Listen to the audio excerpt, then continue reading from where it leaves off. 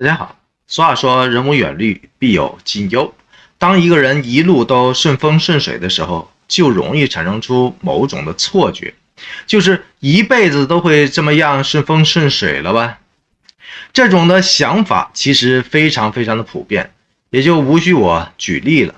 因为一点儿都不稀奇，因为通常都会发生在每一个人的身上。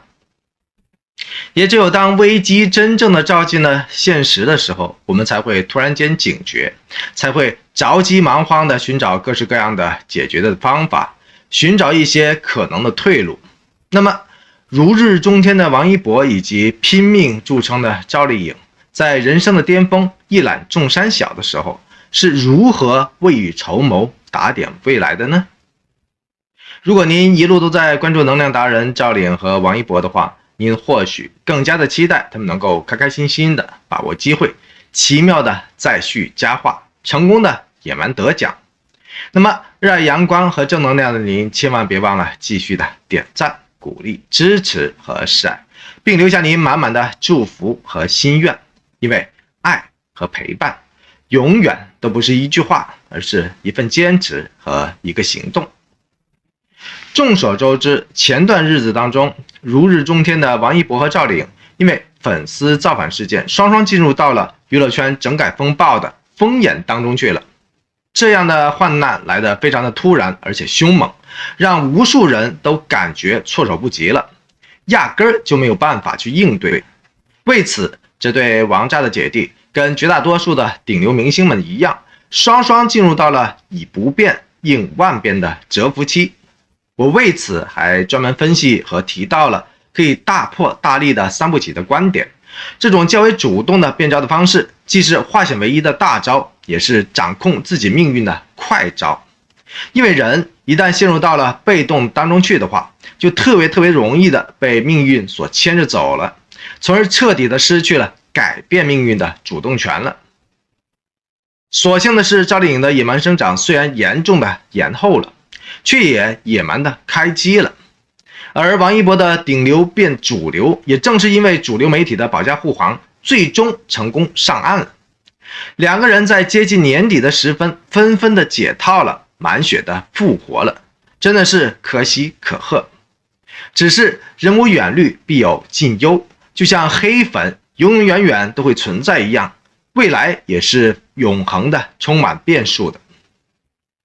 比方说最近的变数当中，天天向上就是一个变数，冰与火更是一个变数，王一博的代言也出现了变数。虽然问题都不是出在王一博的身上，却也实实在在的影响到了王一博。最近天天向上节目组换了新的主持人阵容，王一博、大张伟算是正式退出了。改版后的天天向上现在更多的偏向于旅游以及公益了，娱乐性势必大减，影响力也注定会大幅度的缩水。这种源自不可抗力的无奈感，真的是让人极度的无语。而且王一博的冰与火现在依旧卡在了最终审查的节点上，所以迟拿不到证去排档期。悲催的芒果台一直都在等上头的意见，然后才能和优酷进行下一步的磋商。跟不断延后的野蛮生长一模一样，冰与火极有可能从今年的档期延后到了明年才能播出。而中国的审查制度众所周知，就是铁板一块的上方规矩，没有任何人能左右得了的。我只想说的是，审查中的魔删其实比拍剧中的魔改更加可怕。就像万人期待的云南虫谷一样，把所有的暴力、血腥和恐怖的元素都删去的话，那还叫云南虫谷吗？恐怖片把恐怖的戏码都删掉的话，那还叫恐怖片吗？猛鬼片把猛鬼都删掉的话，那还叫猛鬼片吗？所以我个人希望冰与火不要删减太多的冰与火，尽量去保持原来的味道吧，否则改名算了。而且魔删对演员的影响特别的明显，因为魔删很容易就把那些充满剧情张力、以及那些充满细节内容和表情元素的高光的亮点删得七零八落，剩下一颗完全没有生命力的故事主干了。那么王一博再用力的成长，再有说服力的进步，吃瓜群众们也注定是无缘的了，注定是看不见的了。所以如果您怀揣很大很大的期望和念想去等待这部剧的话，请提前做好眼镜破碎的准备，因为剧情破碎注定跟王一博无关了。另外，芒果台播出的可能性还是比较大的，番茄台那边也就是6广告商才标注的，他去年提到的几部剧也就播出了一小部分而已，不过是一场游戏罢了。更何况王一博还是芒果台那边的合作艺人，所以大概率的不可能分给其他台去播出的，这是后话了。另外，国内整体的经济状况因为疫情反复的缘故，并没有如期的反弹，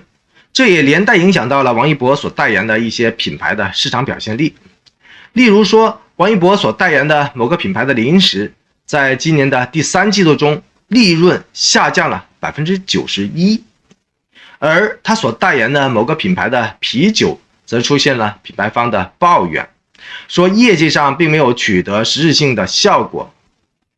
由此可见，整个市场环境真的不太可能因为一个代言人的缘故而产生出根本性的改变，让业绩和口碑产生逆序。很明显的是，即便王一博的带货能力毋容置疑，也会受到外部大环境的深刻的影响。娱乐圈中人个个都逃不过大时代中的小人物的命运，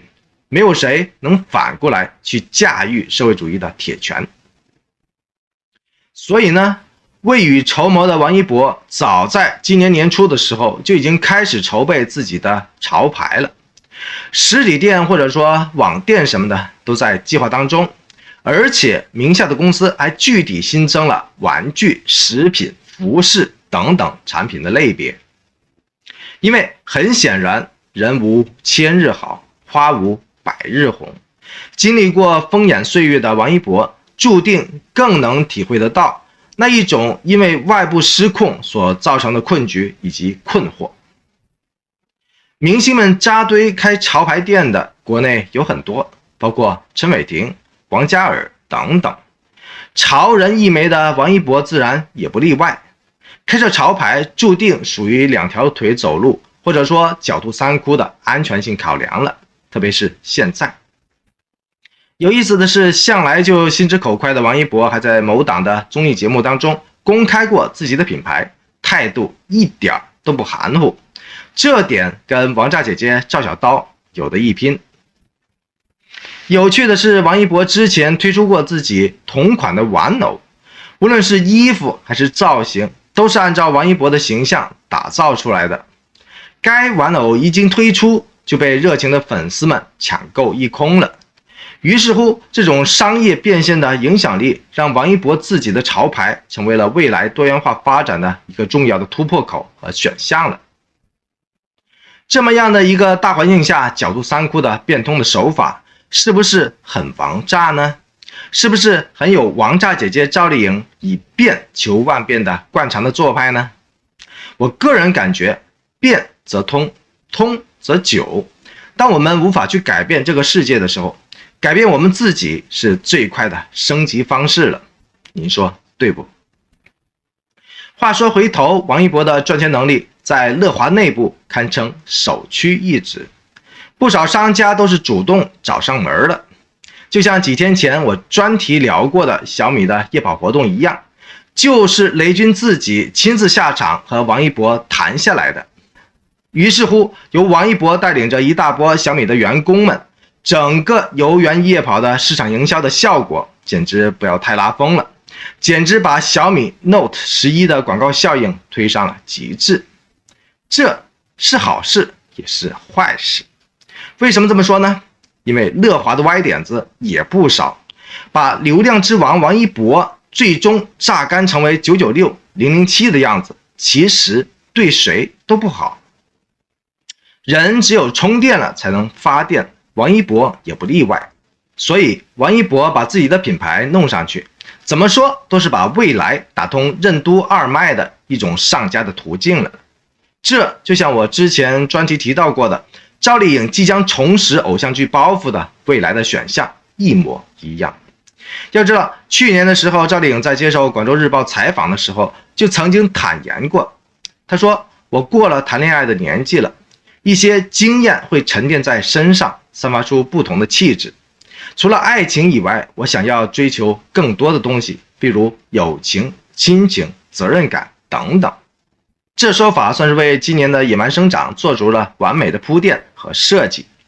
结果呢，大家都知道，时代在变化，舞台也在变化，甚至于连野蛮生长自己也在变化当中。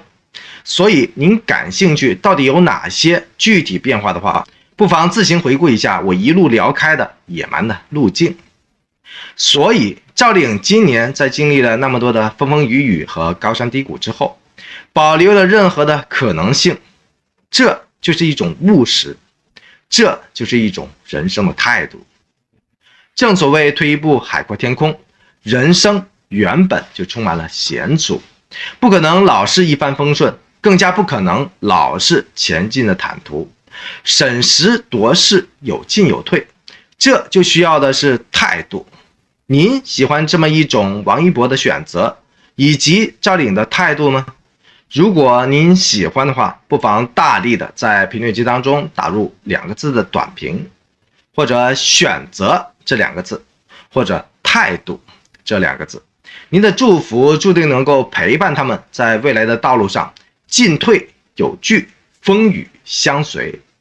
最后，您无论是喜爱赵丽颖，还是喜欢王一博，或者衷心祝愿云匪夫妇狂炸 CP 依然能够命格重聚，野蛮拿奖，都欢迎您大声的点个赞、鼓个励、加个油或者喝个彩，因为您的所有的爱心、鼓励和支持已经证明了多次了，都是达成心愿的无形的能量。这些无形的能量慢慢汇聚起来的话，就是积蓄天上财富的，打造人间传奇的能量场。这种能量场终有一日会为您，会为我点亮黑夜，带来惊喜，更会影响到更多的人，包括您所憧憬和祝福的每一件事和每一个人，包括变数依旧的野蛮生长，以及化身成为主流的王一博。